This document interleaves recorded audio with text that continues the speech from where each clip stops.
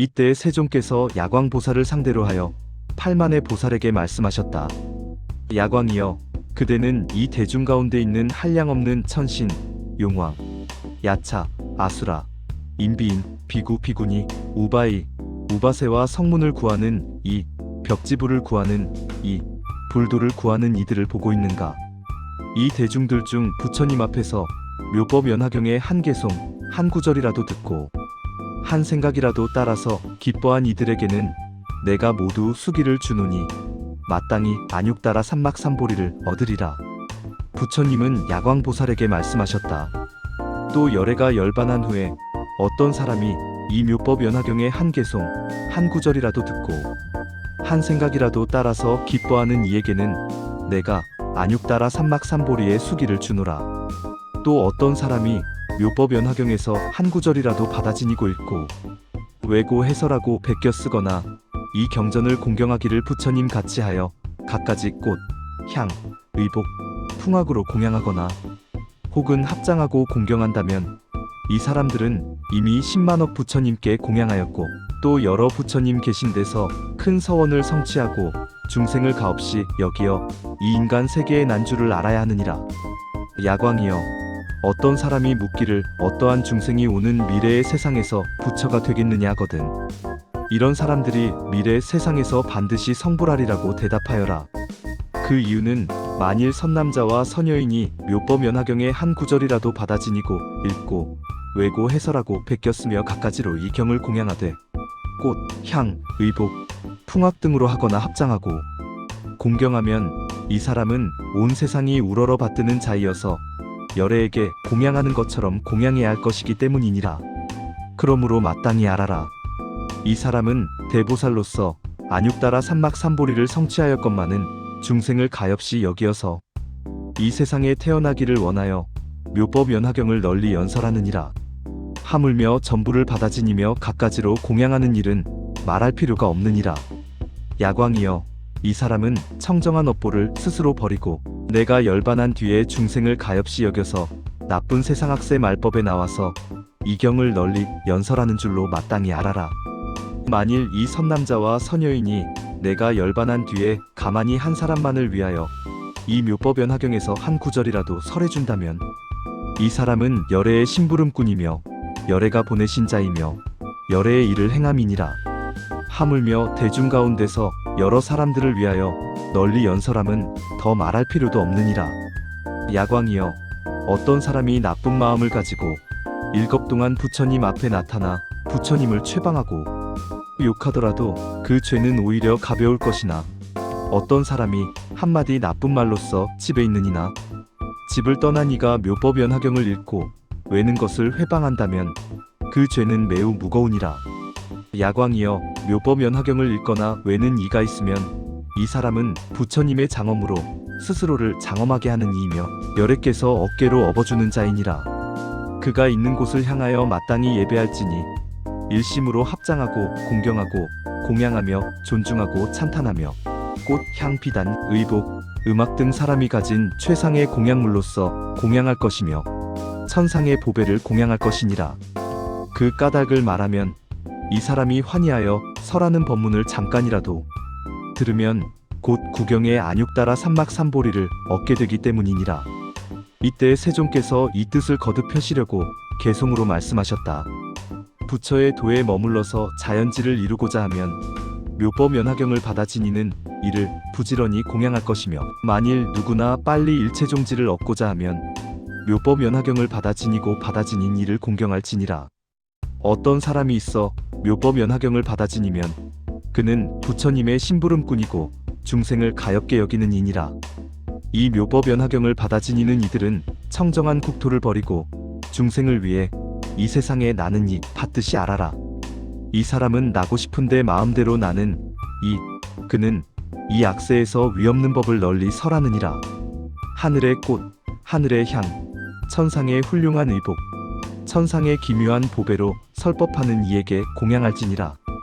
내가 열반한 뒤 말법 악세에서 이 경전을 받아 지니는 이에겐 합장하고 공경하기를 세종께 공양하듯 하라. 훌륭한 차와 진수와 갖가지 의복으로 이런 불자에게 공양하고 잠깐이라도 그 법문 듣기를 원하라. 만일 이 다음 세상에서 이 묘법 연화경을 지니는 이는 내가 그를 인간 세상에 보내 열애의 일을 행하게 함이니라. 만일 일겁 동안 항상 나쁜 마음을 품고 성낸 얼굴로 부처님을 회방하면 한량없는 큰 죄 얻으리라. 이 묘법 연화경을 읽고 외고 지니는 이를 잠깐만 욕설하여도 그 죄는 그보다 더 크리라. 80억 겁 동안 가장 훌륭한 빛과 소리와 향과 음식으로서 이 경전 지니는 이를 공양하라. 이렇게 공양한 뒤에 잠깐이라도 법문을 들으면 내 이제 큰 이익 얻었노라고 참으로 기뻐하리라. 내 이제 야광에게 말하노니 내가 설한 많은 경전, 그러한 경전 중에 묘법 연화경이 제일이니라. 석가 부처님은 수학무학인기 품제구를 끝으로 제자 성문들에게 성불의 보증인 수기를 모두 마치고 법사품 제10에서 야광보살을 대고자로 하여 설법을 시작하신다. 돌연 이야기의 주제는 성문, 연각의 이승성불 수기에서 석가세존 자신의 열반 후에 멸후에 어떻게 하여 중생들은 구제를 받을 수 있으며 어떤 법사가 멸후 중생들을 구제할 수 있는가의 말씀이다. 석가 부처님의 멸후에 관한 일, 멸후 중생들의 구제는 어떻게 성취될 것이며 멸후 중생을 구제할 사람은 어떤 법사이어야 하는가에 관한 일 말이다. 오직 묘법 연화경만을 받아 지니고 공양해야 하며 오직 묘법 연화경을 연설하는 법사에 친근히 하고 공양해야 한다고 법사품 제10에서 말씀하시고 있다. 야광이여, 어떤 사람이 묻기를 어떠한 중생이 오는 미래의 세상에서 부처가 되겠느냐 하거든. 이런 사람들이 미래 세상에서 반드시 성불하리라고 대답하여라. 그 이유는 만일 선남자와 선여인이 묘법 연화경에서 한 구절이라도 받아 지니고 읽고 외고 해설하고 베꼈으며 갖가지로 이 경을 공양하되 꽃, 향, 의복, 풍악 등으로 하거나 합장하고 공경하면 이 사람은 온 세상이 우러러 받드는 자이어서 열애에게 공양하는 것처럼 공양해야 할 것이기 때문이니라. 그러므로 마땅히 알아라.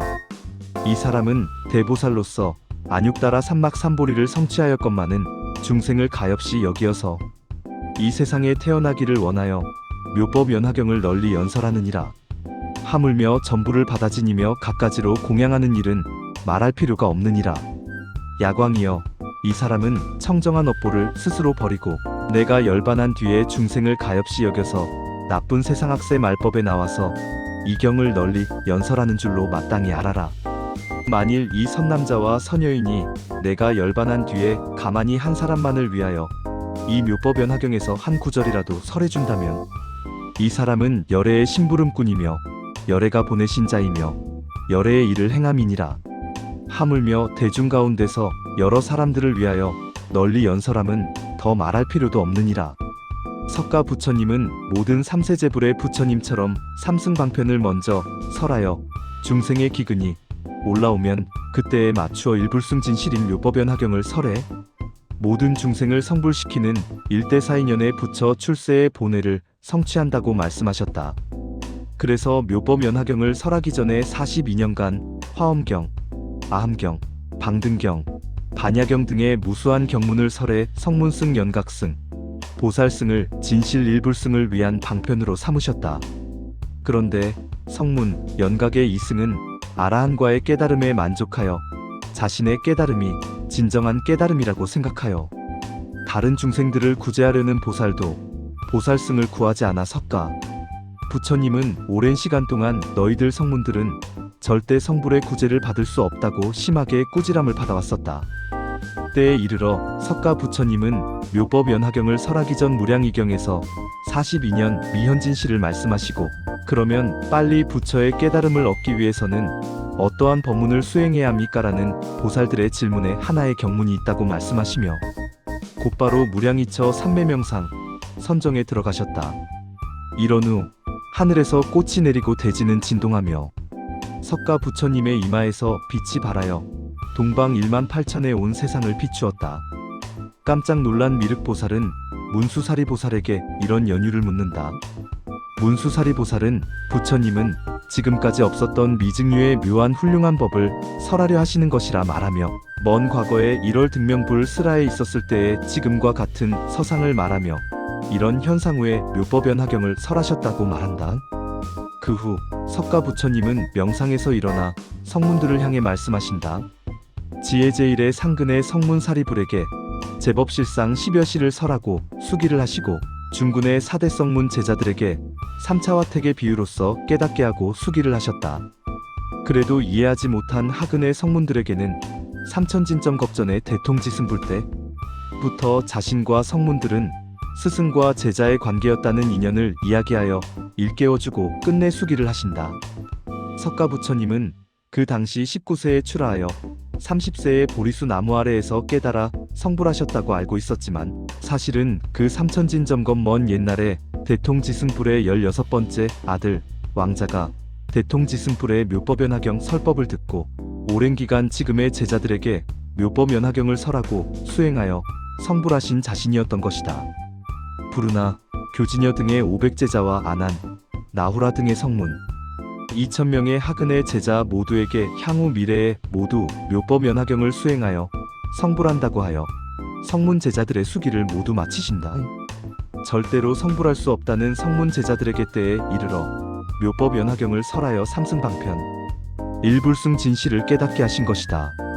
여기까지가 묘법연화경 서품제1 방편품제2에서 수학무학인기 품제9까지인 것이다.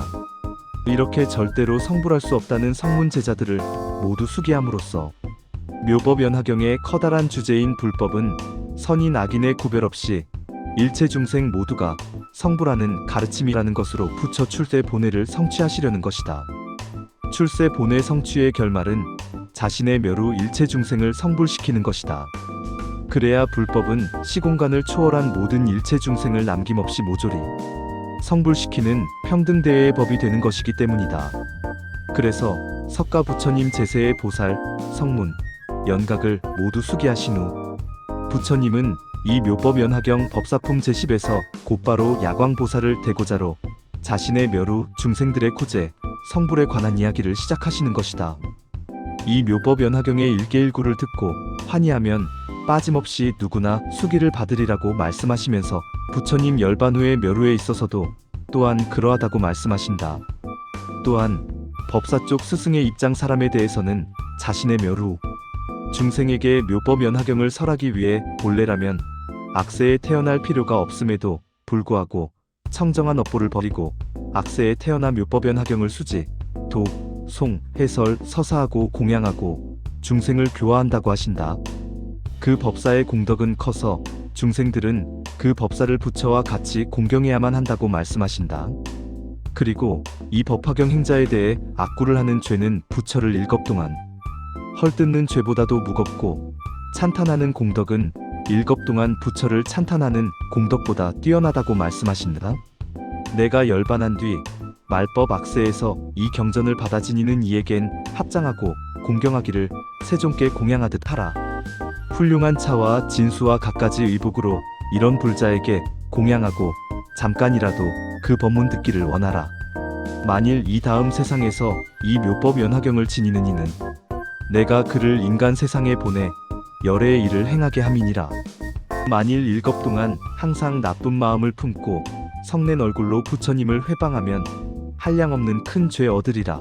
이 묘법연화경을 읽고 외고 지니는 이를 잠깐만 욕설하여도 그 죄는 그보다 더 크리라.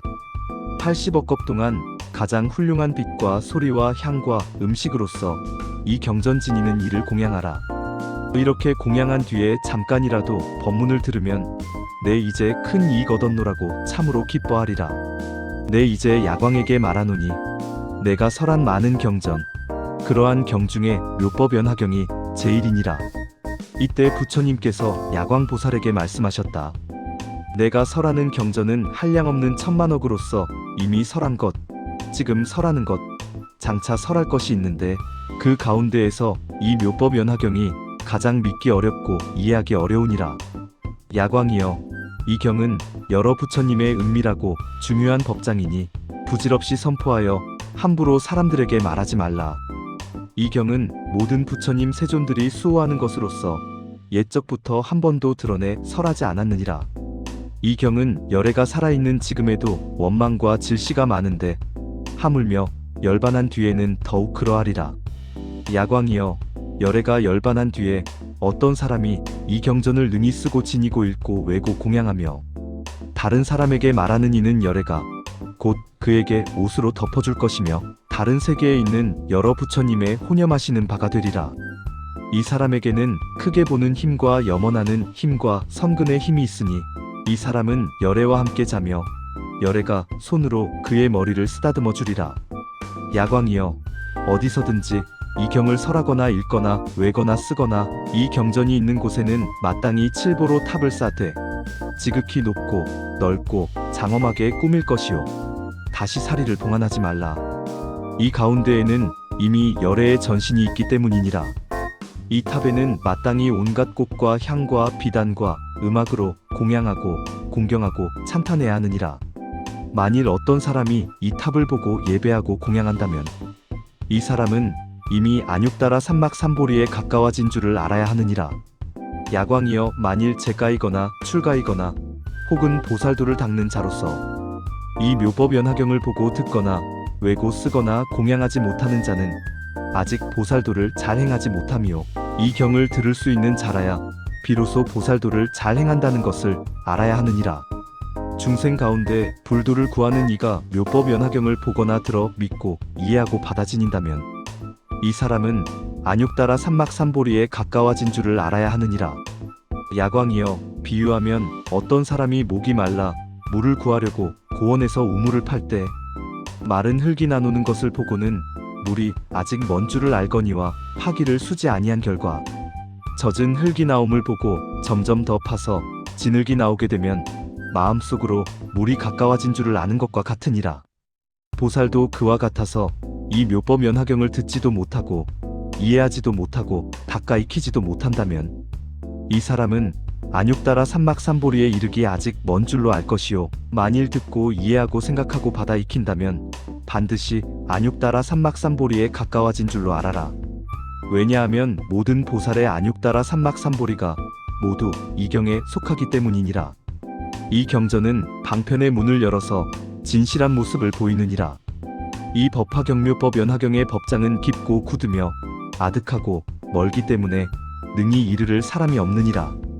이제 부처님이 보살들을 교화하여 성취시키기 위하여 열어 보이심이니 야광이여, 만일 보살이 이 묘법 연화경을 듣고 놀라고 의심하고 두려워한다면 이는 새로 발심한 보살이요 만일 성문이 이 경전을 듣고 놀라고 의심하고 두려워한다면 이는 증상만의 사람이라 하느니라.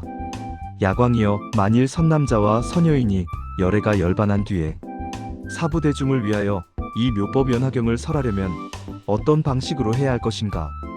이 선남자와 선여인은 열애의 방에 들어가 열애의 옷을 입고 열애의 자리에 앉아 사부대중을 위해 이 경을 널리 설하여라. 열애의 방이란 온갖 중생 가운데 대자비의 마음이요 열애의 옷이란 부드럽고 화평하고 욕됨을 참는 마음이요 열애의 자리란 모든 법이 공한 진리이니 이런 가운데 편안히 머물러 있으면서 게으름 없는 마음으로 여러 보살과 사부대중을 위하여 묘법 연화경을 널리 설해야 하느니라. 야광이여, 내가 다른 국토에서 사람을 보내어 그를 위하여 성문 등을 무리를 모이게 하고 비구, 비구니, 우바이, 우바세들을 보내어 그의 법문을 듣게 하리라. 여러 사람들은 법문을 듣고 믿고 받아 순종하고 거역하지 않을 것이니라. 법을 말하는 이가 한적하고 조용한 곳에 있으면 내가 천신, 용왕, 귀신, 건달바, 아수라 등을 보내어 그의 법문을 듣게 하리라. 내가 비록 다른 나라에 있더라도 법을 설하는 이로 하여금 때때로 나의 몸을 보게 할 것이며 만일 이 경의 구절과 토를 잊으면 내가 말해주어 분명히 설하게 하리라. 이때 세종께서 이 뜻을 거듭 펴시려고 개송으로 말씀하셨다. 게으른 생각을 버리려거든 이 경전을 들을지니 이 경전은 듣기도 어렵고 믿어지니기도 어려우니라.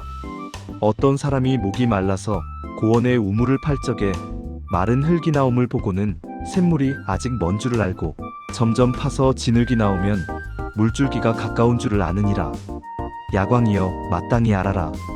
사람들이 이와 같이 법화경을 못 들으면 부처의 지혜 아직 멀거니와 이 깊은 경전을 들으면 성문이법 반드시 알리라.